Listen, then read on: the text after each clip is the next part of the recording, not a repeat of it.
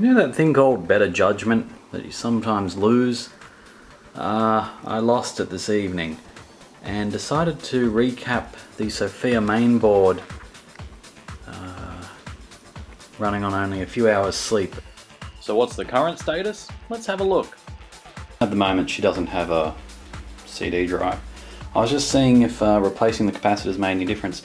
Now I didn't replace all of them. I didn't replace the 16 volt 47 microfarads, the 330 microfarad 6.3 volt, and two of the 220 microfarad 10 volt capacitors. Nor did I replace the one on the SH1 board or the sideboard there.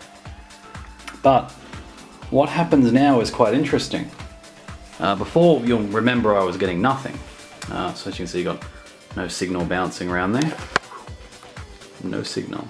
Yet, now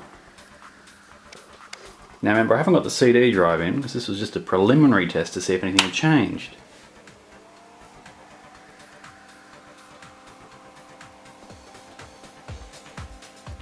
Something's changed. Sophia's outputting some sort of signal. Turn her off. Back to no signal. So I'm going to tinker with the dip switches and pop that CD drive back in. At the moment she's only partially assembled. There's a few screws missing from her, so the boards aren't entirely lined up properly. But this is promising. So stay tuned and we should have something very soon. Off, CD, VCD. What off mode do?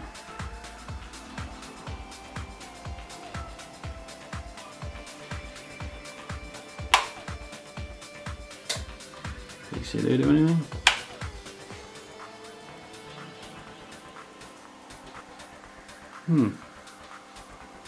Cool. We're nearly there, Sophia. Just hang on a bit longer. Ladies and gentlemen, this is the moment we've been waiting for. I'm hoping it generates something more than just a weak signal.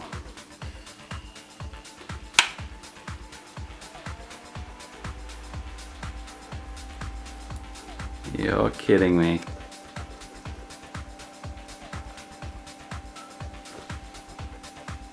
Sophia has just roared to life, asking me, Shane McRetro, to set her clock. And there's nothing I like more than a lady asking me to set her clock.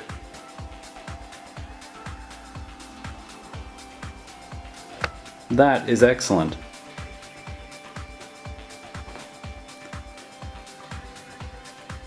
So it was the caps. There you go.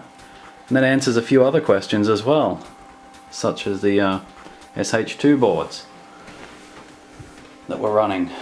The 1716692Bs, they are entirely Sophia compatible.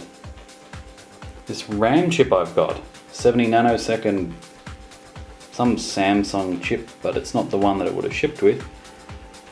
It's compatible. Wow. Oh, this opens a weekend of fun. As you can see here, we've got my, because these use different headers to what the Sophia does normally, this connector. I've got thin wires just coming in and out and going down to there. As they're a mirror image of themselves, these connectors. You only need two wires going to it. I mean, in theory, the current going through it could melt through it, but that hasn't happened yet, and I've got Sophia working, so sweet. Victory. Thanks for watching. We'll have more updates on this. I'll probably pop up a video in a few seconds. Just demoing Sophia loading. Sega Rally? Yeah, I guess. Sega Rally.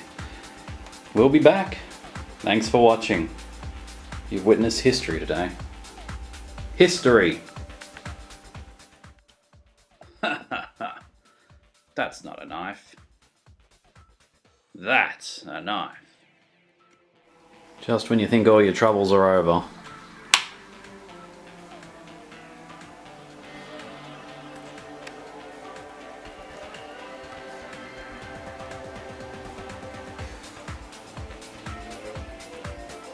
Drive empty. No. No. It's a disc. Sensor's working though, it knows the drive door's open. Now I've noticed that the laser carriage returns. Let's move to the end and find its way back to the front.